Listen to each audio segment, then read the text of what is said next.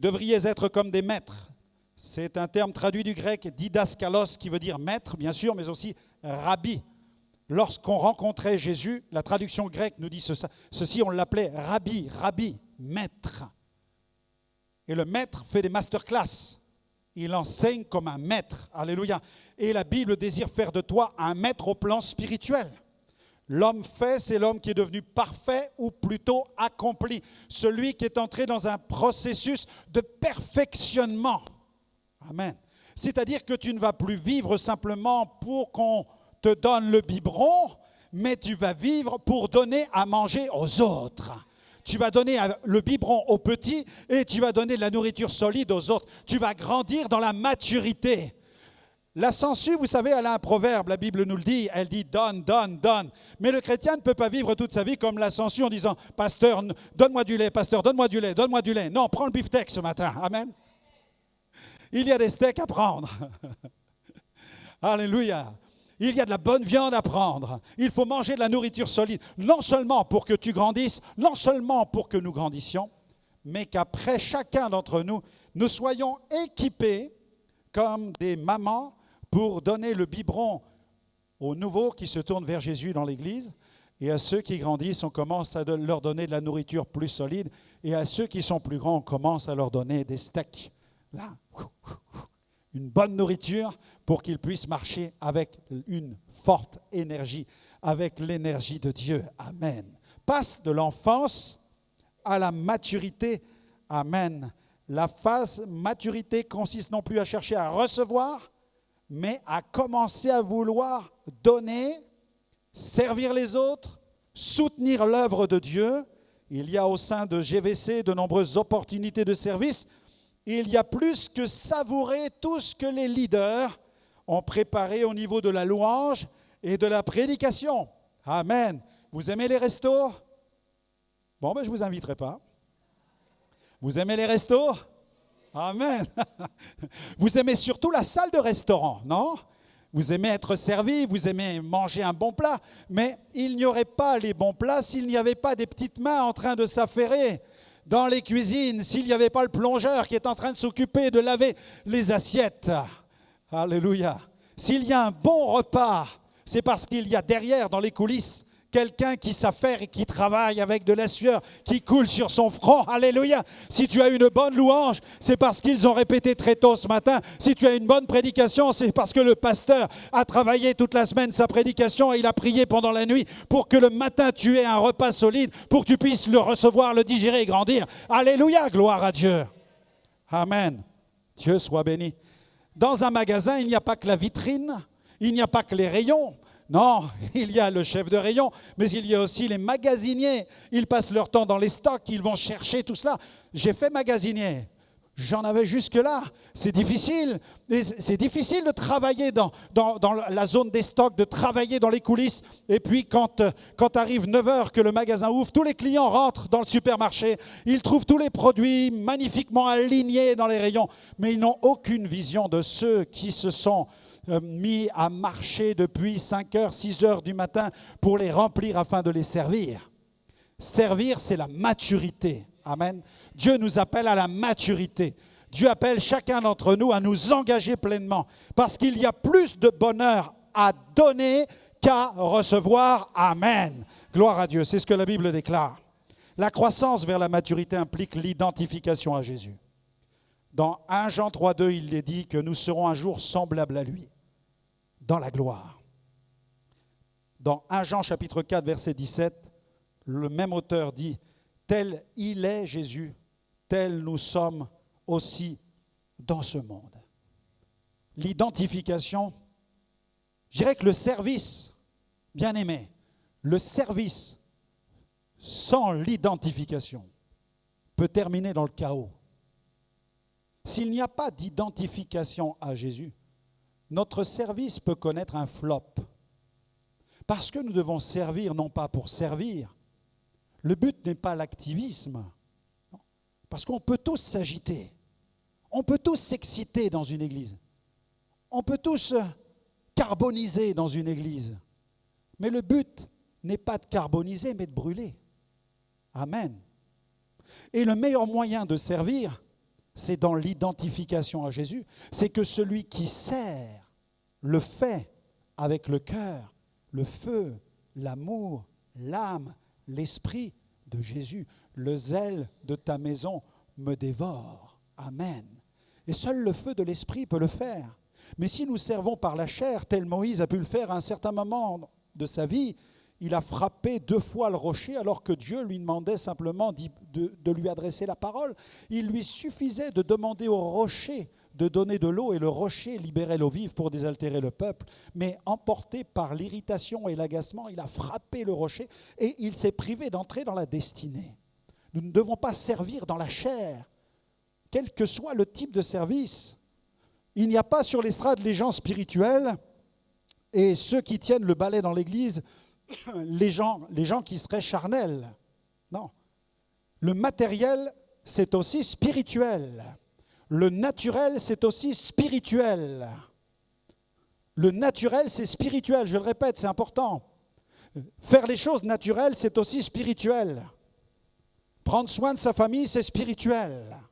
Prendre soin de son épouse, prendre soin de son mari, c'est spirituel. Ne disons pas il y a le naturel, il y a le spirituel. Le spirituel, c'est l'Église, c'est Dieu, c'est la prière, c'est la louange. Le reste à la maison, c'est la chair, c'est le monde. Non. Ouh. Ça, c'est chaotique. Là, tu vas dans le chaos. Là, tu vas te noyer. Non. Servir, c'est spirituel. S'occuper des autres, c'est spirituel. Il n'y a pas que le ministère du prédicateur qui est spirituel ou les chanteurs qui élèvent les cantiques à la gloire de Dieu. Non. Alléluia. Le charnel, c'est ce qui comprend l'activité satanique et l'activité du péché. Ça, c'est la chair. La chair peut être corrompue. Elle est corrompue par l'esprit du monde et par la mentalité du diable. Là, la chair peut devenir extrêmement toxique. C'est pourquoi elle doit être crucifiée. Mais marchez par l'esprit, vous n'accomplirez pas les désirs de la chair. Et si tu marches par l'esprit, tu vas accomplir des choses tout à fait naturelles que Dieu considère comme étant des choses spirituelles. Dieu va les voir comme quelque chose qu'il agrée, qu'il reçoit et sur lequel il va déposer sa faveur. Amen. Amen.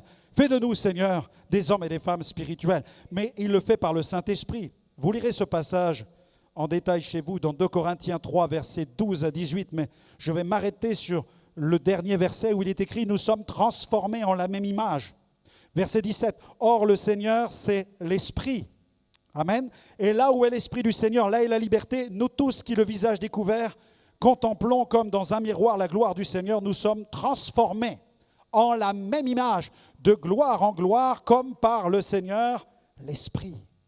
L'Esprit va nous transformer pour que nous puissions ressembler à Jésus, mais pas seulement lui ressembler physiquement, ne nous trompons pas, ce n'est pas le but, mais lui ressembler à son âme.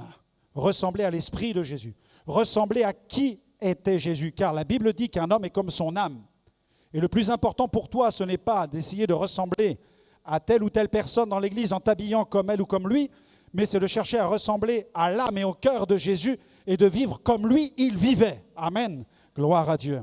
5e point, la transition vers la sortie de crise. Ah, y a-t-il quelqu'un qui est dans la crise ce matin ? Y a-t-il quelqu'un qui est entré dans un tunnel ? J'en vois qui sourit déjà parce que je pense que ça parle à plusieurs. Parfois, nous entrons dans un tunnel et nous disons c'est sombre, c'est sombre. Mais j'ai une parole d'encouragement pour toi ce matin. Amen. Gloire à Dieu. Dans 1 Corinthiens 10, verset 13, « Avec l'épreuve, Dieu a déjà prévu le moyen d'en sortir. » Est-ce que je peux entendre un grand « Amen » à cela ? Avec l'épreuve, Dieu a déjà prévu le moyen d'en sortir. 1 Corinthiens 10, 13, « Aucune tentation ne vous est survenue qui n'ait été humaine, et Dieu qui est fidèle, déclare-le, Dieu est fidèle. Il ne permettra pas que vous soyez tentés ou éprouvés au-delà de vos forces, mais avec la tentation, donc avec l'épreuve, il préparera aussi le moyen d'en sortir, afin que vous puissiez la supporter. Amen. Amen. L'Esprit de Dieu est avec toi dans cette épreuve. Concernant les épreuves, il s'agit parfois de catastrophes. Il s'agit parfois de crises, d'épidémies. Vous vous souvenez de ce moment du Covid-19 où là, la planète entière a été frappée par une épreuve terrible. mais au sein même de l'épreuve, Dieu est capable de manifester sa gloire. D'ailleurs, c'est en 2020, en pleine crise, que le Seigneur nous a conduits à ouvrir cette communauté du Gospel Vision Center, ce qui est la preuve qu'au travers de l'épreuve, Dieu donne le moyen d'en sortir. Et si Dieu l'a fait pour cette communauté, il peut le faire pour ta vie, pour ta destinée. Amen. Avec l'épreuve, il y a le moyen d'en sortir. Lève seulement un peu tes yeux, fixe tes yeux vers Jésus et regarde, la lumière est au bout du tunnel. Amen. Ayant les yeux fixés sur Jésus, dites Alléluia ou j'explose sur l'estrade. Alléluia, gloire à Dieu. Le grain de blé a besoin d'être broyé si nous voulons manger du pain. L'épreuve est nécessaire. Le grain de blé a besoin d'être broyé si nous voulons manger du pain. Les grains de raisin ont besoin d'être piétinés ou pressés si nous voulons boire du bon fruit. Amen. Gloire à Dieu. L'olive a besoin d'être broyée et pressée si nous voulons bénéficier de toutes les vertus de l'huile. À Dieu soit la gloire. L'argile a besoin d'être pétrie si nous voulons profiter de la beauté du vase dans notre maison. Nous avons besoin de passer par des épreuves afin d'être sanctifiés, d'être dépouillés, d'être transformés à la ressemblance de Jésus, car sans ces épreuves, nous ne pourrons jamais lui ressembler. Dieu instruit le malheureux par l'épreuve et c'est par ce moyen qu'il l'avertit. Dieu permet parfois certaines difficultés dans nos vies, non seulement pour nous corriger parce qu'il est un Père qui nous aime, mais dans certains cas pour nous dépouiller, mais aussi pour nous former afin d'aller plus loin. Mais lorsque nous sommes dans l'épreuve, nous ne sommes pas capables de le discerner ni de le voir. Nous avons besoin de l'aide du Saint-Esprit. Et c'est souvent lorsque nous sortons du tunnel, que nous regardons dans le rétroviseur, que nous disons « Ah Seigneur, je ne pouvais pas imaginer combien j'allais grandir dans cette épreuve que tu as permis dans ma vie. » Dieu permet des épreuves pour notre croissance et nous avons besoin de savoir qu'il ne nous abandonne jamais et que son regard est toujours sur nous. Souvenez-vous de ce que vous avez entendu ce matin, où l'apôtre Pierre même fait référence à la fournaise qui est au milieu de vous pour vous éprouver. Dans 1 Pierre chapitre 4, versets 12 à 13, il parle de la fournaise qui est au milieu de nous pour nous éprouver. Souvenez-vous de la fournaise ardente dans laquelle Shadrach, Meshach et Abednego ont été précipités. Souvenez-vous de ce quatrième homme qui marchait avec eux. Le quatrième homme, c'est une théophanie, une manifestation physique et tangible de la présence de Jésus sous l'ancienne alliance. Et Jésus était là avec eux dans l'épreuve pour traverser cette épreuve. Ceux qui sont éprouvés savent que dans l'épreuve où ils étaient, ils ont pu crier vers Dieu. Et comme jamais, ils ont ressenti la présence de Dieu. Comme jamais auparavant, ils peuvent vous dire qu'ils ont expérimenté la puissance de la prière. Ceux qui sont éprouvés me disent, lorsque je parle avec eux, ils me disent « Frère, je ressens la prière de l'Église. Je ressens la puissance des prières de l'Église. » Tu peux savoir que Dieu ne te lâche pas dans l'épreuve que tu traverses. Vous connaissez tous l'histoire de notre frère Patrice qui a été ramassé dans une voiture qui n'était plus qu'un amas de débris, de tôle, qui a été héliporté à Reims, pour lequel nous prions depuis plus d'un mois.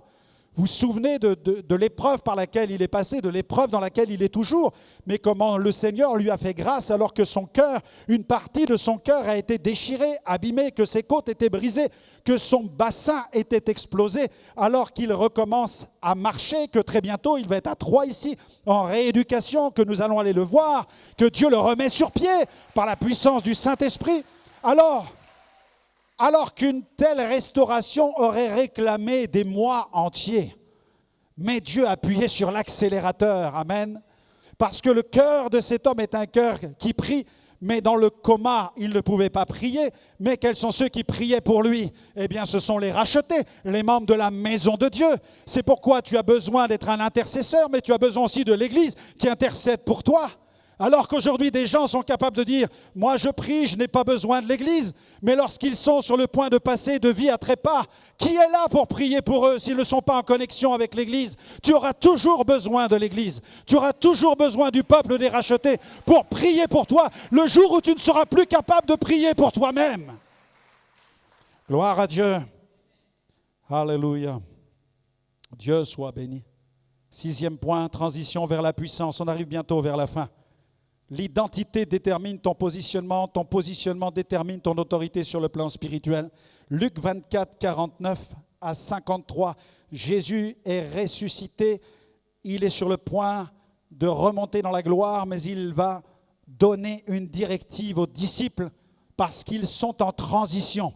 Il leur dit, voici, j'enverrai sur vous ce que mon Père a promis, mais vous, restez dans la ville jusqu'à ce que vous soyez revêtus de la puissance d'en haut. Amen. Puissance d'en haut. Répète avec moi, puissance d'en haut. Amen. Tu as besoin de la puissance d'en haut. Tu as besoin du Saint-Esprit. Tu ne peux pas vivre ta vie chrétienne en roulant dans la réserve. Tu as besoin de faire le plein. Tu as besoin que les réservoirs soient remplis. Tu as besoin que la jauge soit au taquet pour affronter les défis de ton existence. Tu as besoin de la puissance du Saint-Esprit. Ils se sont tenus dans la chambre haute, comme la Bible le dit. Alléluia. Et ils ont vu l'accomplissement de la promesse. Alléluia. Entre la résurrection et la Pentecôte, il y a eu ces 50 jours. Après l'ascension du Christ jusqu'à la Pentecôte, 10 jours d'intercession dans la chambre haute, à attendre un phénomène qu'ils ignoraient. Ils ne savaient pas de quelle manière ils allaient être remplis du Saint-Esprit. Mais là, ils se sont tenus dans la prière et dans l'obéissance. Ils savaient qu'ils avaient besoin de la puissance de Dieu. Et le phénomène s'est produit le jour de la Pentecôte, conformément à l'agenda. Au sein du judaïsme, la Bible dit dans Acte 2, le jour de la Pentecôte, ils étaient tous ensemble dans le même lieu. Tout à coup, il vint du ciel un bruit comme celui d'un vent impétueux. Il remplit toute la maison où ils étaient assis. Des langues semblables à des langues de feu leur apparurent, séparées les unes des autres et se posèrent sur chacun d'eux. Et ils furent tous remplis du Saint-Esprit et se mirent à parler en d'autres langues selon que l'Esprit leur donnait de s'exprimer. Dis Amen à cela. Alléluia. Je n'oublierai jamais la visite chez une de nos sœurs dans cette assemblée qui s'était brisé la jambe à la suite d'une voiture qui l'a renversée, notre sœur Annick. Lorsque nous sommes allés la voir avec mon épouse, elle était là, elle était abîmée. Non seulement le corps était brisé, mais son âme aussi l'était. Et dans la conversation, dans l'échange que nous avons eu, elle nous a parlé aussi d'une tristesse qu'elle portait au fond d'elle-même. Cette tristesse, celle de ne pas avoir encore expérimenté le baptême dans le Saint-Esprit avec les langues. Elle ne parlait pas en langue, elle voulait le baptême dans le Saint-Esprit. Elle aspirait à cela. Nous avons simplement tendu la main, nous avons dit, ma sœur, tu l'as, l'Esprit est déjà en toi. Mais il réclame une chose, c'est qu'il désire déborder. Et à l'instant même, alors qu'elle était dans son fauteuil, dans son lit, le Saint-Esprit est descendu sur elle, elle s'est mise à parler en langue, ce qui signifie que tout au long de cette épreuve, elle n'a pas été seule, mais elle avait l'onction du Saint-Esprit, elle pouvait parler en langue pendant des heures dans l'épreuve qu'elle traversait. Tu as besoin de la puissance de Dieu pour traverser les épreuves que tu vas rencontrer. Nous ne sommes pas des vendeurs de rêves à te dire il n'y aura pas de difficulté, il n'y aura pas d'épreuve. Dieu dit qu'avec l'épreuve, il donne le moyen d'en sortir. Ce que Dieu dit de façon implicite, c'est qu'il y en aura. Il y aura des combats, il y aura des luttes, il y aura des défis, il y aura des épreuves, mais Dieu te donne la victoire. Alléluia. L'esprit de victoire habite en toi. Déclare avec moi, l'esprit de victoire habite en moi. Tu as l'esprit de Dieu qui est en toi. C'est pourquoi parle en langue et déclare la victoire du Seigneur. Je terminerai par là ce matin. La transition vers une église vivante. La transition vers une église vivante. La Bible enseigne que le racheté doit demeurer attaché à son assemblée. Il doit trouver son assemblée. Amen. C'est pourquoi je t'invite à être fidèle au Gospel Vision Center. C'est important de faire corps avec la communauté. De ne pas être comme cet adolescent rebelle qui, à la maison, ne dit jamais quand il rentre et il n'est jamais là à l'heure des repas. Il mange quand il a envie. Il fait comme il veut et il ne vit plus sous, je dirais, le régime de la maison, l'autorité du père et de la mère. Il vit sa vie à sa manière. Il n'est pas corporate avec la famille. C'est important que les jeunes puissent vivre en harmonie avec les parents et les parents avec leurs enfants. Cette unité familiale est tellement importante pour les échanges au cours des repas, les discussions, la croissance, la formation, l'édification. Les enfants sont éduqués autour de la table et puis ils peuvent partager leur fardeau, leur combat. La table, c'est moment Ces moments de repas en famille sont tellement importants. Mais aujourd'hui, avec les tablettes, les jeunes vont manger dans la chambre, ils prennent la pizza, ils vont dans leur coin. Chacun vit sa vie dans son coin. Tout le monde est connecté, mais personne n'est en communion. Amen, il y a quelqu'un dans la salle? On vit dans le même monde, j'espère. Ou plutôt, je le désespère. On est dans un monde comme cela. Et il faut travailler à l'unité familiale. Il faut casser cet isolement. Il faut casser cela pour consolider la famille. C'est extrêmement important. Et nous le voyons de plus en plus dans la vie chrétienne, dans la vie des croyants, où les chrétiens vivent leur vie chrétienne à la carte. Malheureusement, certains chrétiens sont contraints de changer de communauté pour des questions de survie au plan spirituel. Ils ne veulent pas mourir spirituellement. Et c'est pourquoi il nous faut prier pour les sans-église. C'est pourquoi je prie pour tous ceux qui sont dans cette ville et qui sont sans église. C'est pourquoi, quand nous avons implanté cette église, le Seigneur nous a dit, il y a un peuple nombreux dans cette ville. Il nous a rappelé cette parole des Actes des Apôtres. L'église de Jésus a toujours connu des temps de rafraîchissement, des temps de résurgence, de redécouverte des valeurs, de vérités bibliques qui ont entraîné l'ouverture de nouvelles œuvres, des églises de renouveau, des églises de réveil, des églises pentecôtistes, des églises néo-pentecôtistes. Et les églises traditionnelles ont toujours eu à souffrir de ce transfert de membres vers des églises plus réveillées. Mais c'est nécessaire, dans certains cas, il est nécessaire que des chrétiens cherchent une église dans laquelle ils vont vivre. Parce que malheureusement, des églises s'éteignent, des églises perdent le feu, des églises perdent l'onction. Si je suis le premier à dire « restez attachés à votre église », je suis le premier à comprendre que les chrétiens qui veulent vivre et qui ne veulent plus survivre sont conduits à changer de communauté pour y trouver la vie, pour y mettre leurs enfants, leurs adolescents, afin qu'ils connaissent Jésus, qu'ils se convertissent et qu'ils vivent une vie abondante et non pas une vie religieuse, une vie qui est défaite de puissance. Même Jésus est capable de le comprendre. Dans l'Apocalypse, il en parle. Dans Apocalypse 2, versets 4 à 5, il s'adresse à l'église d'Éphèse et il dit « Ce que j'ai contre toi, parfois Dieu a quelque chose contre des églises. C'est pourquoi nous devons prier pour le réveil des communautés. Parce que le Seigneur est en contestation avec certains, non seulement des ministères, mais aussi avec des communautés. Il conteste avec eux.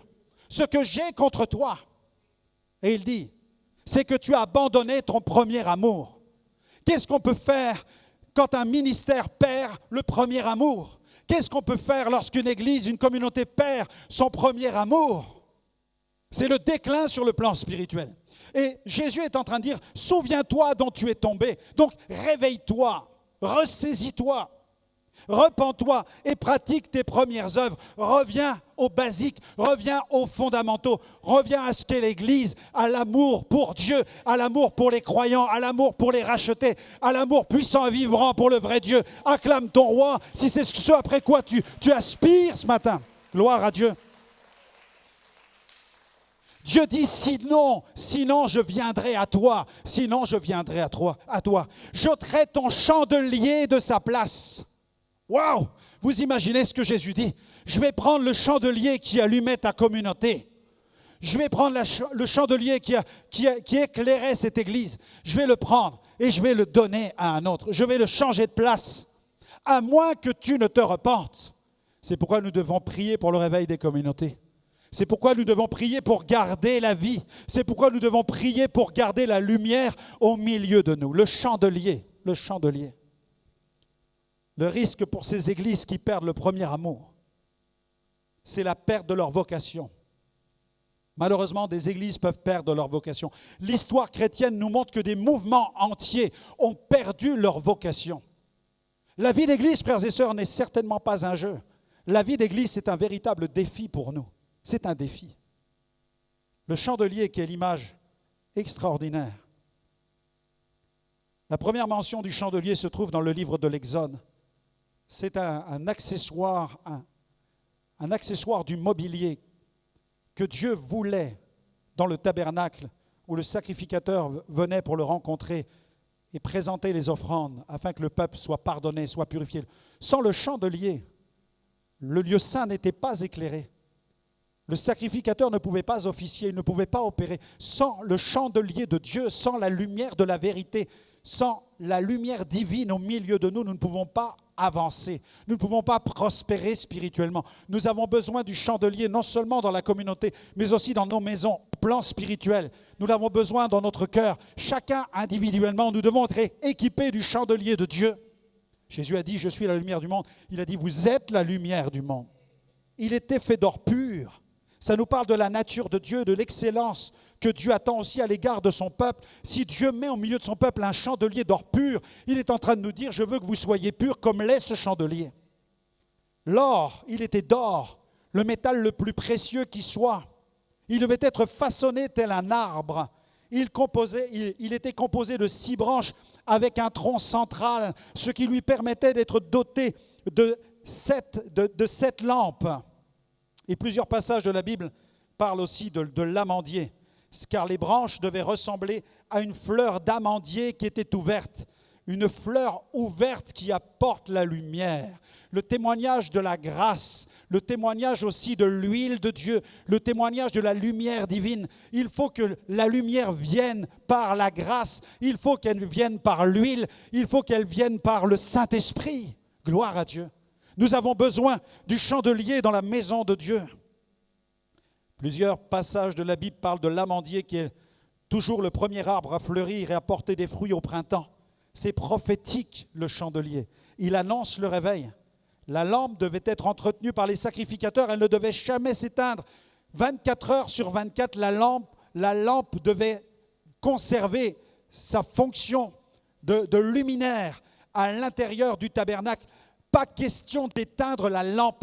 De la même manière que pour toi, tu ne peux pas vivre la vie chrétienne simplement 2 heures par semaine en disant « je suis chrétien le dimanche et le lundi je deviens pécheur et je suis pécheur jusqu'au samedi soir et dimanche matin j'irai me faire pardonner mes péchés à l'église ». Non, ça ne peut pas fonctionner comme ça. Tu dois porter la lumière toute l'année. Chaque jour que Dieu fait, tu dois être la lumière. Tu es la source de la lumière. Cette lumière ne doit pas s'éteindre et l'église c'est cette lumière. Dans Apocalypse 1:20, le Christ lui-même déclare que les 7 chandeliers sont les 7 églises. Les 7 chandeliers sont les 7 églises. Une église doit être un chandelier. Une église ne doit pas être un système religieux, mais une église doit apporter la lumière de Christ. Jésus doit être au cœur de la vie de l'église. Il doit être cette lumière qui transforme le cœur de tous ceux qui viennent et qui se rassemblent. Le chandelier comporte d'autres symboles. Il était fait d'une seule pièce, comme le Christ est un avec son Église. Il n'y a pas Jésus et l'Église, mais il y a le corps de Christ et Christ qui est la tête. Nous faisons un avec lui. Nous servons Jésus. On l'a chanté tout à l'heure. Un seul nom, le nom puissant de Jésus-Christ. Amen. La Bible dit que ces 7 lampes du chandelier sont comme les yeux de Dieu. Ils vont par toute la terre et c'est par le chandelier que nous avons la vision du monde et que nous pouvons voir les besoins de l'humanité et apporter la lumière sur la planète et vivre l'expansion du royaume de Dieu. Offre une